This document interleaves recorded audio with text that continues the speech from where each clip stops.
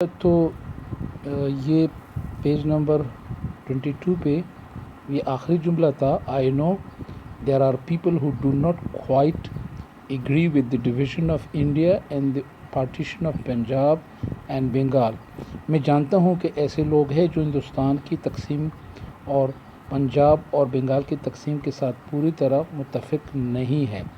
Much has been said against it but now that it has been accepted it is the duty of every one of us to loyally abide by it and honorably act according to the agreement which is now final and binding on all.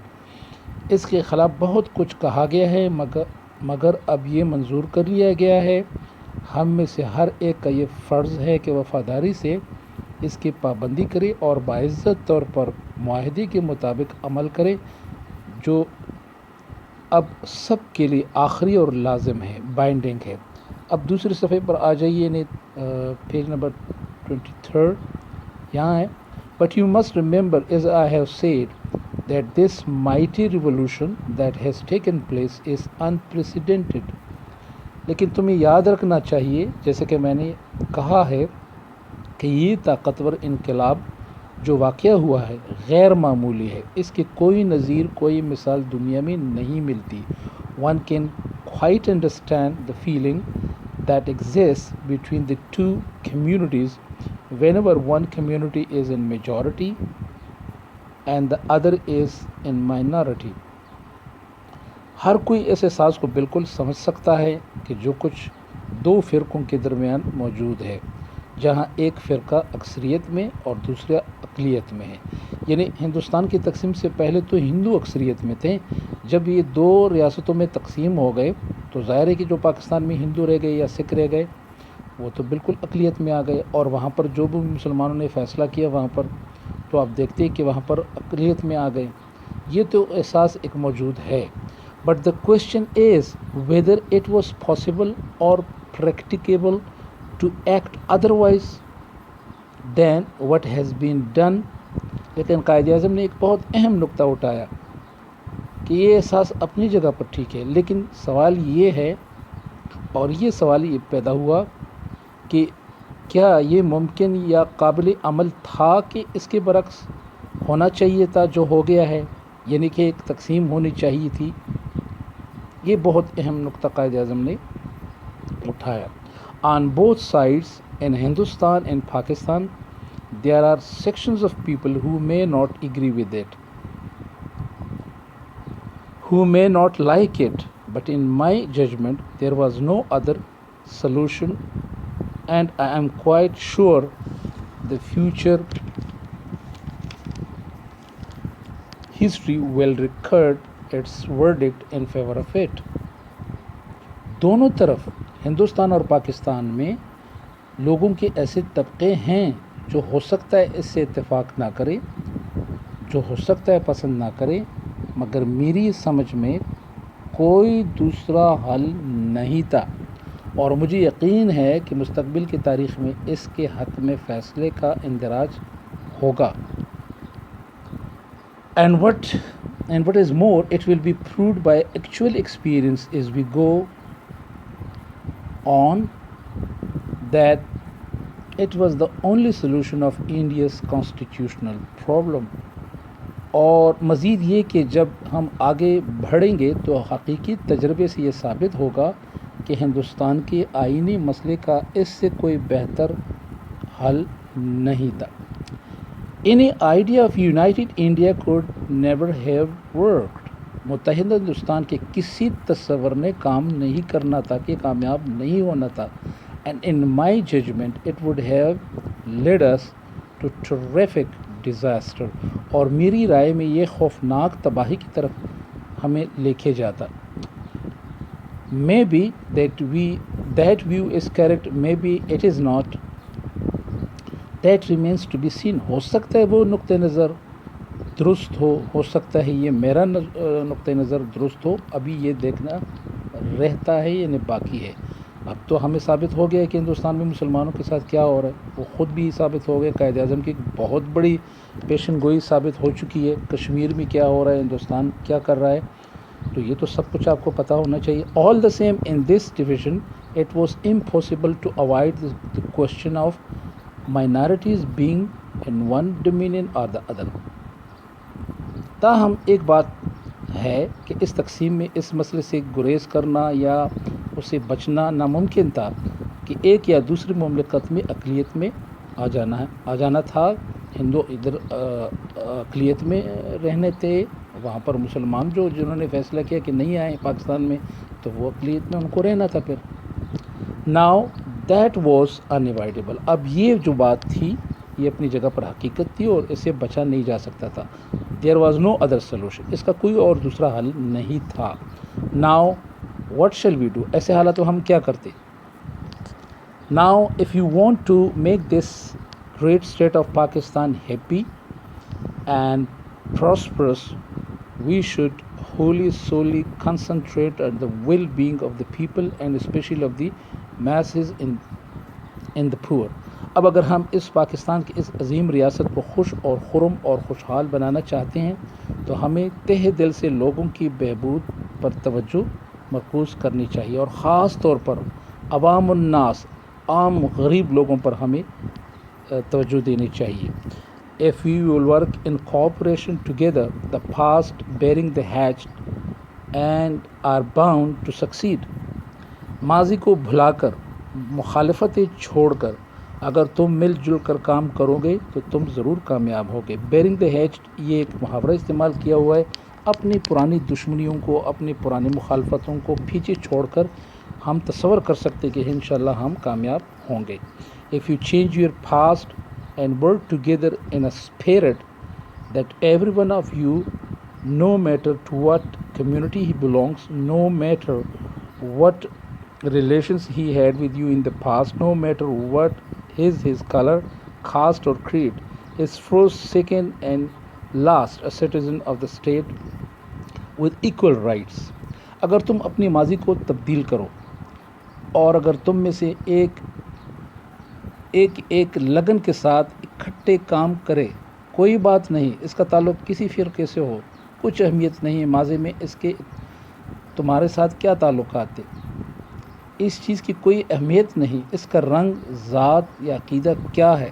دوسری اور آخری بات یہ ہے کہ اس ریاست کا شہری وہ برابر کے ہیں، حقوق بھی وہیں حاصل ہے، مراعات بھی حاصل ہونی چاہیے اور فرائض بھی وہیں ان کے ہونی چاہیے.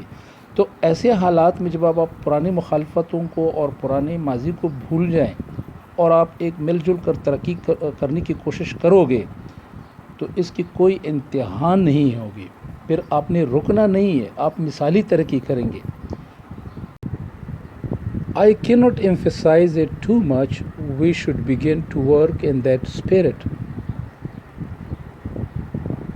میں اس بات پر زیادہ زور نہیں دے سکتا اور یہ کہ ہمیں اسی جذبے سے کام شروع کرنا چاہیے. And in the course of time, all these angularities of the majority and the minority communities, the Hindu community and the Muslim community, because even as regards Muslim, you have Pathans, Punjabis, Shias, Sunnis, and so on. And among the Hindus, you have Brahmins, Vaishnavas, Khatris, also Bengalis, Madrasi, and so on, will vanish. اور وقت گزرنے کے ساتھ یہ فرقہ وارانہ اکثریت اور اقلیت کی جو سوچ ہے، ہندوؤں کا فرقہ، مسلمانوں کا فرقہ، پٹھان، بلوچ، سندھی وغیرہ وغیرہ، اس سب اس کی طرف اشارہ ہے کہ اور پھر ہندو کے اندر بھی بہت سارے مکاتب فکر ہے، کیونکہ جہاں تک مسلمانوں کا تعلق ہے تو تم میں پٹھان بھی ہے، پنجابی بھی ہے، شیعہ بھی ہے، سنی بھی سارے موجود ہے، اور ہندو میں برہمن، وشوناس اور کھتری، بنگالی بھی، مدراسی بھی اسی طرح سے ہیں موجود. وہ سارے وینش، وہ ختم ہو جائیں گے.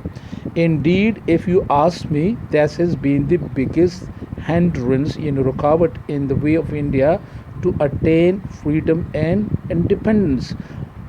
سچ مجھ میں اگر آپ مجھ سے پوچھے تو حقیقت یہ ہے کہ ہندوستان کی آزادی اور خود مختاری حاصل کرنے میں یہ سب سے بڑی رکاوٹ رہی ہے. Else we would have been free people long ago, वगरना हम बहुत अरसा पहले एक आज़ाद कौम बन चुके होते. Now no power can hold another nation.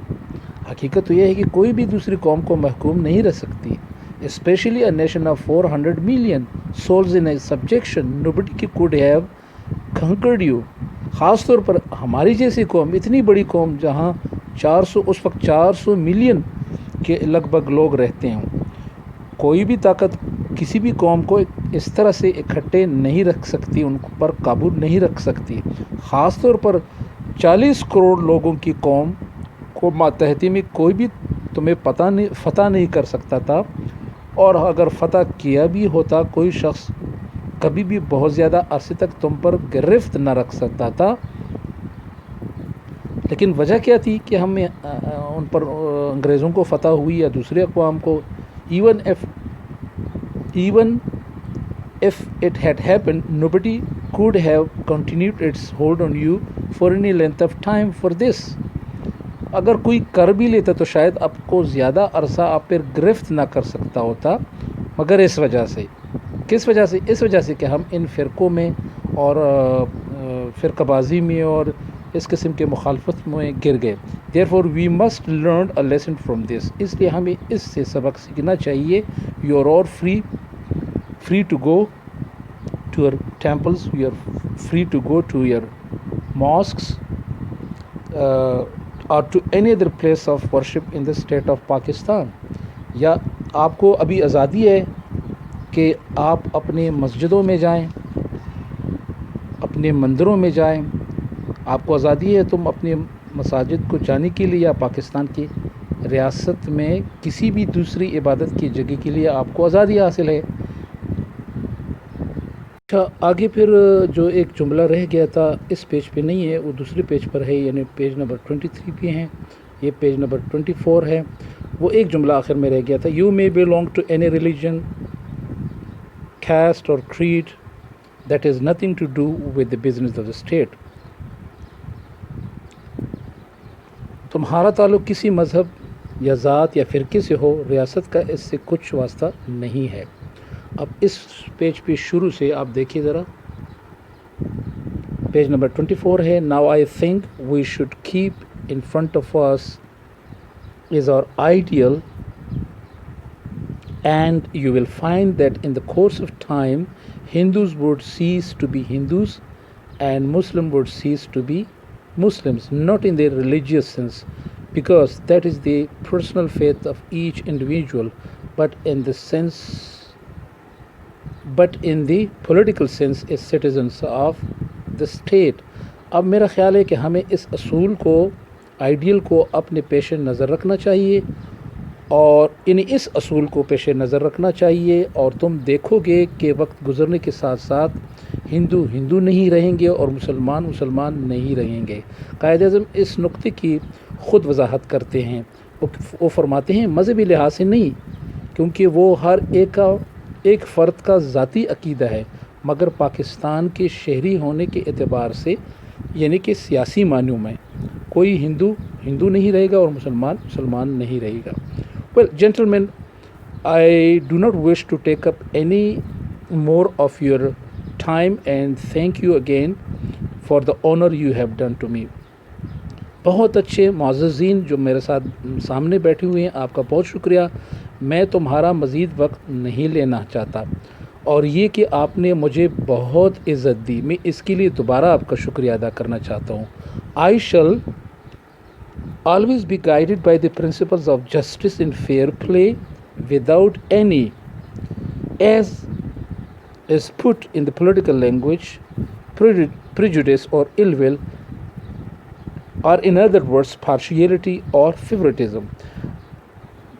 हमेशा इंसाफ और अच्छी सलूक की असूल मेरी रहनुमाई करेंगे, जैसे कि सियासत की ज़ुबान में तासुब या किसी का बुरा चाहना, दूसरे लफ्ज़ों में बेजा हिमायत या तरजीही सलूक, favouritism. My guiding principle will be justice and complete impartiality, and I am sure that with your support and cooperation I can look forward to Pakistan becoming one of the greatest nations of the world.